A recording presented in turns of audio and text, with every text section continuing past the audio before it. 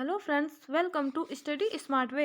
आज आप सभी लोगों के लिए हिंदी का मॉडल पेपर लेकर आए हैं, जिसमें आपके बहुत ही ज़्यादा इम्पॉर्टेंट 30 क्वेश्चन हैं जो आपके हर एग्ज़ाम के लिए यूज़फुल रहेंगे। और बहुत ही ज़्यादा बेहतरीन प्रश्नों का इसमें संग्रह है। आपके प्रत्येक एग्ज़ाम में ये बहुत ही ज़्यादा इम्पॉर्टेंट रहेंगे, आपके एग्ज़ाम में पूछे जा सकते हैं। इसलिए वीडियो को पूरा अंत तक देखिएगा और आपको जो इसमें पॉइंट बताए जाते हैं उनको ज़रूर नोट करते चलिए, जिससे कि आपकी ज़्यादा से ज़्यादा तैयारी हो सके। तो चलिए शुरू करते हैं आज की क्लास को। आज की क्लास का पहला प्रश्न आपके सामने दिया गया है। दिए गए विकल्पों में कौन सा शब्द तद्भव है? यहाँ आपको बताना है कि इनमें से कौन सा शब्द तद्भव है। गृहिणी, गोधूम, ग्वाल या फिर ग्राहक। तो यहाँ पर आपको तद्भव शब्द छांटना है। तो ये आपका थर्ड ऑप्शन जो है ग्वाल, ये तद्भव शब्द है। और इसका तत्सम क्या होता है? तो वो होता है गोपाल। गोपाल इसका तत्सम शब्द है। बाकी इन सभी के भी तद्भव आपको बता देते हैं, क्योंकि ये जो हैं ये तत्सम शब्द हैं। अब इनके तद्भव आपको बता देते हैं। तो गृहिणी का होता है घरनी, गोधूम का होता है गेहूं। ये बहुत ही ज़्यादा इंपॉर्टेंट है, ये आपके संस्कृत में भी पूछा जा सकता है। जो लोग सुपर टेट की तैयारी कर रहे हैं वो लोग जरूर देखिएगा। ये जो गोधूम है ये आपके संस्कृत में पूछा जा चुका है और आगे भी पूछा जा सकता है, इसलिए वीडियो को जरूर देखें। और अगर आप लोगों को वीडियो पसंद आए तो उसको लाइक करें। ग्राहक का होता है गाहक। तो यहाँ आपका थर्ड ऑप्शन सही हो जाएगा। आगे बढ़ते हैं अगले प्रश्न की तरफ। अगला प्रश्न है, निम्नलिखित में कौन सा शुद्ध वर्तनी वाला शब्द है? इसमें से आपके 4 ऑप्शन में से कोई 3 ऑप्शन अशुद्ध वर्तनी वाले हैं और एक जो शुद्ध वर्तनी वाला है वही आपको देखना है। तो चलिए देखते हैं। प्रमुखापेशी, प्रमुखपेशी, प्रमुखोपेशी या फिर प्रमुखोपेशी। तो यहाँ पर शुद्ध वर्तनी वाला जो शब्द है वो पहला ऑप्शन सही हो जाएगा, प्रमुखापेशी। और इसका अर्थ होता है दूसरों से उपेक्षा करने वाला। यह इसका अर्थ होता है प्रमुखापेशी का, और यही शुद्ध वर्तनी वाला शब्द है। तो ये आपका फर्स्ट ऑप्शन सही हो जाएगा। आगे बढ़ते हैं अगला प्रश्न। अगला प्रश्न है, जो व्यक्ति पदार्थ अथवा बाह्य विकार अन्य व्यक्ति के हृदय में भाव उद्वेग करते हैं उन कारकों को क्या कहा जाता है? ये आपने अगर रसों वाली क्लास सही से पढ़ी होगी तो उसमें आपको ये प्रश्न जरूर मिला होगा। तो इसका आप सही उत्तर जरूर दे सकते हैं। जो व्यक्ति पदार्थ अथवा बाह्य विकार जो होते हैं वो किसी और व्यक्ति के हृदय में भाव उद्वेग करते हैं, उनको क्या कहते हैं? विभाव, अनुभाव, संचारी भाव या फिर स्थायी भाव। तो इन कारकों को विभाव कहा जाता है। ये आपका फर्स्ट ऑप्शन सही हो जाएगा। विभाव 2 प्रकार के होते हैं, एक आलंबन और दूसरा उद्दीपन। अब अगर आपको इससे संबंधित और ज़्यादा जानकारी चाहिए है तो आप लोग रसों वाली क्लास को ज़रूर देखिएगा। उसमें आपका पूरा रस चैप्टर जो था वो कंप्लीट करा दिया गया था। पॉइंट टू पॉइंट हर चीज़ आपको बताई गई थी और उससे संबंधित एक एक्सरसाइज भी कराई गई थी, जिससे कि जो कुछ आपके डाउट थे वो सभी क्लियर हो चुके थे। उसका लिंक आपको डिस्क्रिप्शन बॉक्स में दे दिया जाएगा, इसलिए उसको ज़रूर देखें। तो यहाँ आपका फर्स्ट ऑप्शन सही हो जाता है। अब आगे बढ़ते हैं अगला प्रश्न। जिसके पास कुछ भी ना हो, वाक्यांश के लिए एक शब्द क्या होगा? जिसके पास कुछ भी ना हो उसको क्या कहा जाता है? अंशदान, अकिंचन, अकंटक या फिर अंताक्षरी। तो जिसके पास कुछ भी ना हो उसको कहते हैं अकिंचन। यहाँ आपका सेकेंड ऑप्शन सही हो जाएगा।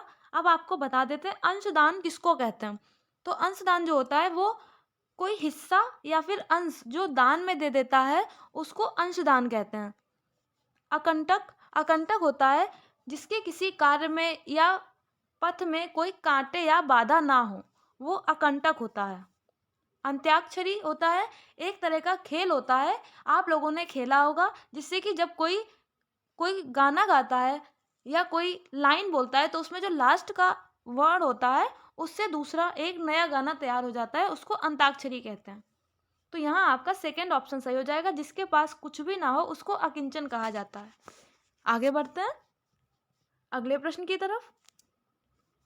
प्रस्तुत अनेकार्थी प्रश्न में एक अर्थ प्रश्न के साथ लिखा है, दूसरा अर्थ बताइए।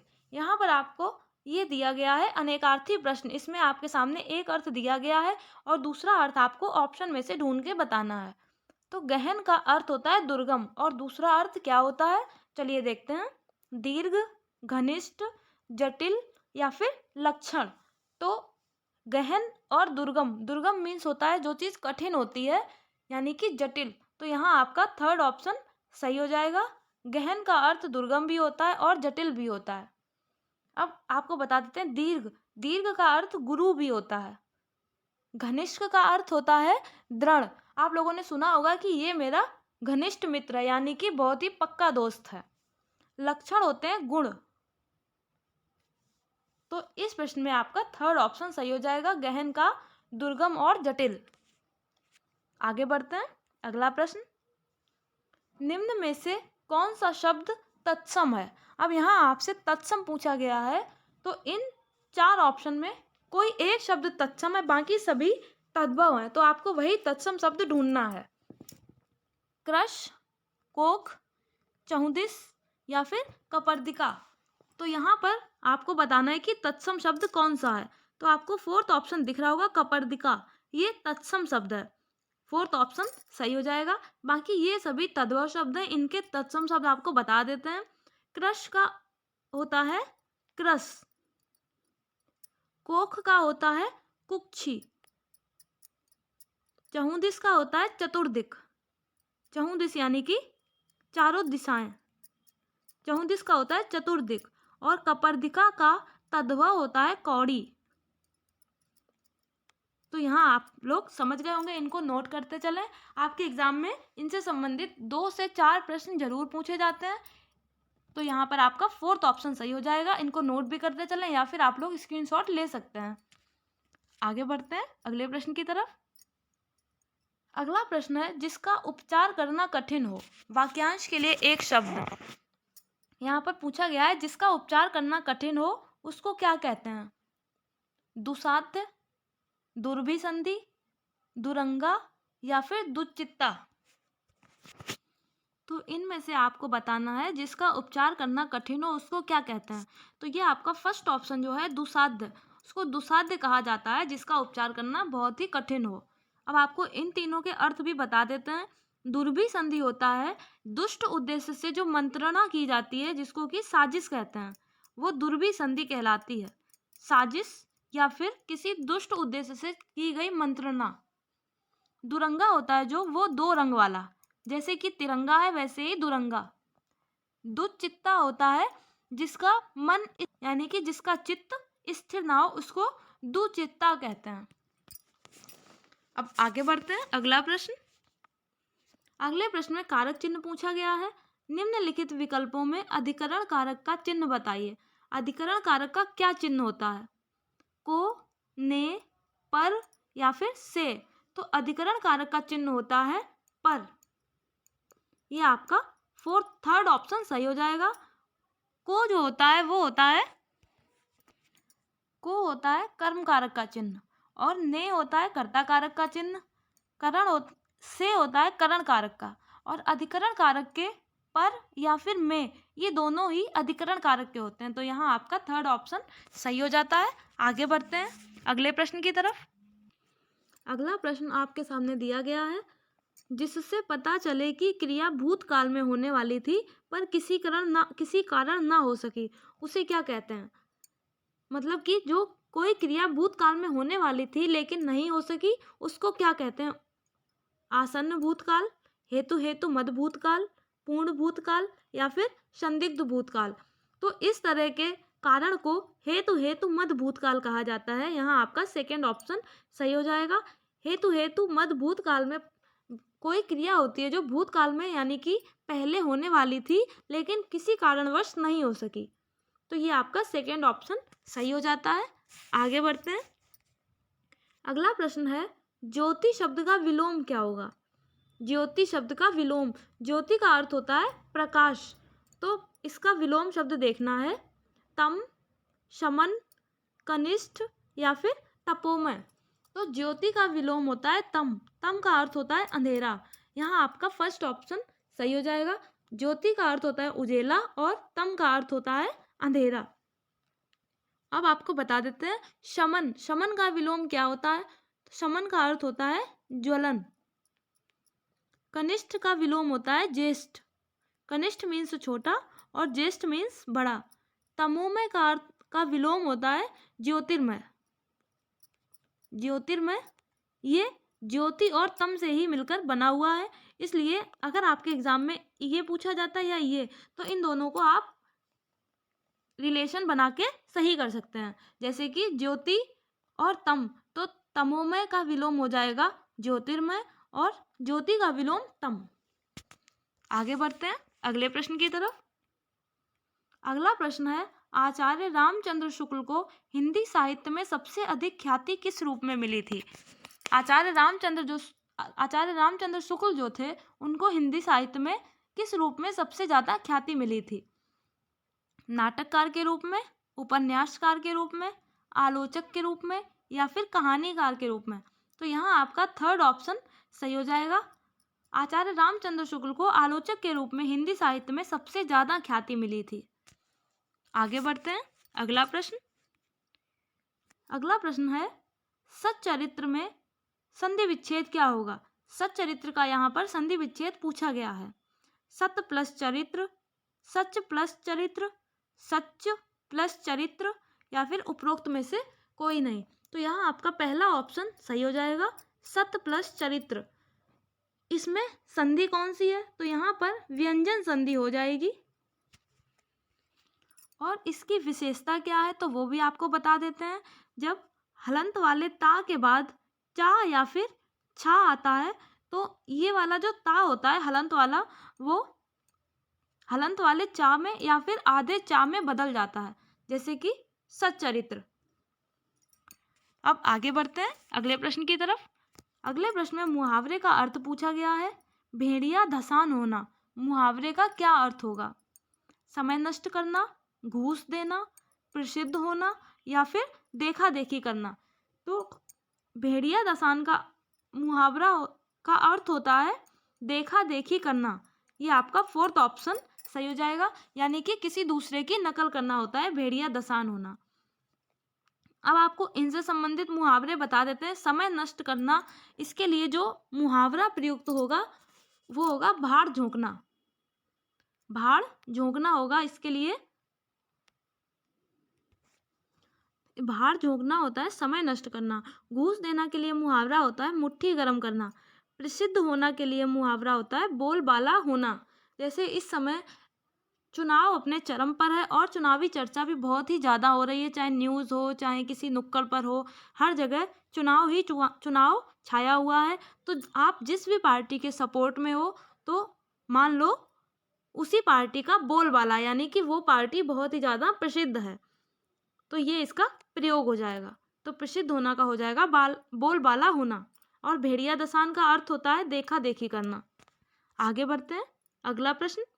निम्नलिखित में पुल्लिंग शब्द कौन सा है? यहाँ आपको बताना है पुल्लिंग शब्द कौन सा है। दया, नदी, चरित्र, या फिर अदालत? तो पुल्लिंग शब्द वो होते हैं जिन शब्दों से किसी पुरुष जाति का बोध होता है, वो पुल्लिंग शब्द कहलाते हैं। तो यहाँ आपका थर्ड ऑप्शन जो है वो सही हो जाएगा, चरित्र। चरित्र एक पुल्लिंग शब्द है, जिसके ज़्यादातर पुल्लिंग शब्द की जो विशेषता होती है, उनके अंत में त्रा होता है, खा होता है, ता होता है, ना होता है, इस तरह के शब्द होते हैं। इन और भी कई शब्द हैं, परंतु ये प्रमुख हैं। तो जैसे यहाँ पर चरित्र, इसमें पुल्लिंग शब्द है, बाकी सभी स्त्रीलिंग शब्द हैं ये, और चरित्र पुल्लिंग शब्द है। आगे बढ़ते हैं अगला प्रश्न। सामान्य वर्तमान काल का उदाहरण क्या है? सामान्य वर्तमान काल जो होता है वो उससे तात्पर्य होता है जो वर्तमान में हो रहा है, यानी कि सामान्य रूप से होने का बोध होता है, वो सामान्य वर्तमान काल कहलाता है। तो अब यहाँ पर बताना है कि इसका उदाहरण कौन सा है। वर्षा हो रही थी, वह कानपुर जाता है, सुरेश ने अखबार पढ़ा और राधा बाजार गई। तो यहाँ पे आपके जो तीन ऑप्शन है, वर्षा हो रही थी यानी कि वर्षा हो चुकी, तो ये भूतकाल में चला जाता है। सुरेश ने अखबार पढ़ा, तो सुरेश अखबार पढ़ चुका है इसका मतलब, तो ये भी आपका भूतकाल में चला जाएगा। राधा बाजार गई, तो राधा बाजार जा चुकी है इसका मतलब है। तो ये तीनों ही ऑप्शन गलत हो जाएंगे और वह कानपुर जाता है, यानी कि वो इस समय कानपुर जा रहा है। तो ये सामान्य वर्तमान काल का उदाहरण है। ये आपका सेकेंड ऑप्शन सही हो जाएगा। आगे बढ़ते हैं। अगला प्रश्न, किस शब्द में गण का प्रयोग करके बहुवचन नहीं बनाया जा सकता है? यहाँ पर बहुवचन है, तो किस शब्द में गण शब्द का प्रयोग करके बहुवचन नहीं बनाया जा सकता है? देवी, भक्त, शिक्षक या फिर नेता? तो यहाँ आपका जो पहला ऑप्शन है ये सही हो जाएगा। देवी में गण का प्रयोग करके बहुवचन नहीं बनाया जा सकता है। देवी का बहुवचन होता है देवियों, देवियों इसका बहुवचन होता है। बाकी सभी में गण लगाकर इनका बहुवचन बनाया जा सकता है। तो ये आपका फर्स्ट ऑप्शन यहाँ सही हो जाता है। आगे, निम्नलिखित में कौन सा शब्द धरती का पर्यायवाची नहीं है? यहाँ पर जो धरती का पर्यायवाची यानी कि पृथ्वी का पर्यायवाची कौन सा शब्द नहीं है? मेदिनी, अवनी, धरा, धूली। तो पृथ्वी का पर्यायवाची पूछा गया है। अभी आपको एक पर्यायवाची की क्लास पूरी कराई गई थी जो कि आपकी 2 दिन चली थी। 2 दिनों में आधे आधे करके आपको पर्यायवाची समझाए गए थे और आपसे कहा था इनका रिवीजन करते चलें और उससे संबंधित एक एक्सरसाइज भी कराई थी। तो आशा करते हैं आप लोग इसका सही उत्तर दे पाएंगे। धरती का पर्यायवाची पूछा गया है, तो यहाँ आपका फोर्थ ऑप्शन सही हो जाएगा। ये धरती का पर्यायवाची नहीं है। बाकी मेदिनी, अवनी और धरा ये तीनों ही धरती के पर्यायवाची हैं। धूली जो है ये मिट्टी का पर्यायवाची है। मिट्टी, धूल ये सभी इसके पर्यायवाची हैं। आगे बढ़ते हैं। अगला प्रश्न है, निम्न विकल्पों में एक वचन का चयन करो। अब यहाँ पर एक वचन, किस शब्द में एक वचन है वो आपको ढूंढना है। जनता, आंसू, दर्शक या फिर जल। तो यहाँ पर एक वचन पता करना है। तो ये आपका जो फोर्थ ऑप्शन है जल, इसमें एक वचन है। और आपको बता देते हैं कि भाववाचक संज्ञा होती है उसमें कभी भी बहुवचन नहीं होता है। तो इसको ये पॉइंट नोट कर लीजिएगा अलग से। भाववाचक संज्ञा में बहुवचन नहीं होता है। जैसे सुंदरता, तो सुंदरता का कोई बहुवचन नहीं होता है। राम, ये सभी बिना बहुवचन के होते हैं और प्रयुक्त किए जाते हैं। तो यहाँ पर एक वचन जो है वो जल है। आगे बढ़ते हैं। अगला प्रश्न, निम्नलिखित में न्यून में कौन सी संधि है? न्यून में संधि पूछी गई है, तो पहले इसका संधि विच्छेद करके देख लेते हैं। नी प्लस ऊन, न्यून। अब इसमें संधि बतानी है, दीर्घ संधि, गुण संधि, यड़ संधि या फिर व्यंजन संधि। तो यहाँ पर यड़ संधि हो जाएगी, आपका थर्ड ऑप्शन सही हो जाएगा। न्यून में यड़ संधि है। अगला प्रश्न, माली पौधों को पानी देता है, प्रस्तुत वाक्य में काल का भेद बताइए। माली पौधों को पानी देता है, इसमें किस काल का बोध हो रहा है? सामान्य वर्तमान काल, पूर्ण वर्तमान काल, संदिग्ध वर्तमान काल या फिर तात्कालिक वर्तमान काल। तो इसमें पूछा गया है माली पौधों को पानी दे रहा है, तो ये हो जाएगा सामान्य वर्तमान काल। ये आपका फर्स्ट ऑप्शन सही हो जाएगा। इससे पता चल रहा है कि माली अभी भी पौधों को पानी दे रहा है, तो ये आपका सामान्य रूप से होने का बोध करा रहा है, यानी कि वर्तमान में है और सामान्य रूप से होने का बोध करा रहा है, इसलिए यहाँ पर सामान्य वर्तमान काल हो जाएगा। आगे बढ़ते हैं अगले प्रश्न पर। अगला प्रश्न है, अथाह शब्द के लिए क्या वाक्य होगा? अथाह शब्द है, इसके लिए वाक्य पूछा गया है, कौन सा होगा? जो नापा ना जा सके, जो वाणी द्वारा व्यक्त ना किया जा सके, जिसकी गहराई ना नापी जा सकी या फिर जिसे अपनी स्थिति से अलग ना किया जा सके।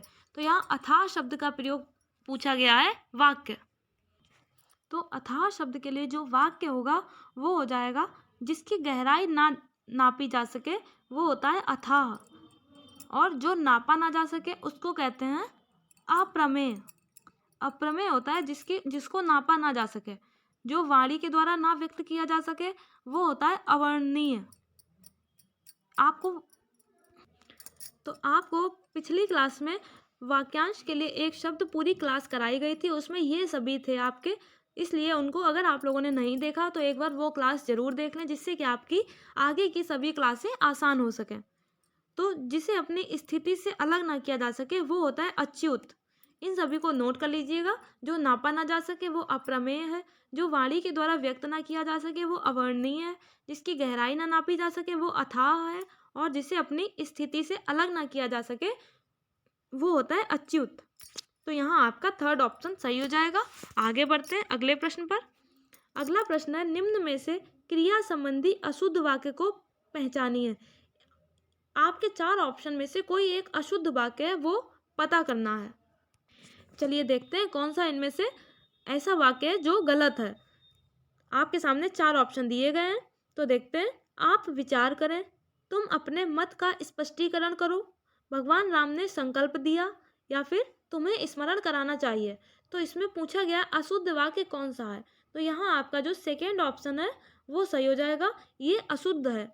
यहाँ पर होना चाहिए तुम अपना मत स्पष्ट करो, यानी कि तुम्हें जो कुछ कहना हो वो स्पष्ट कहो, और ये वाक्य आपका गलत हो जाएगा। तुम अपने मत का स्पष्टीकरण करो, तो यहाँ हो जाएगा तुम अपना मत स्पष्ट करो। ये आपका सेकेंड ऑप्शन सही हो जाएगा।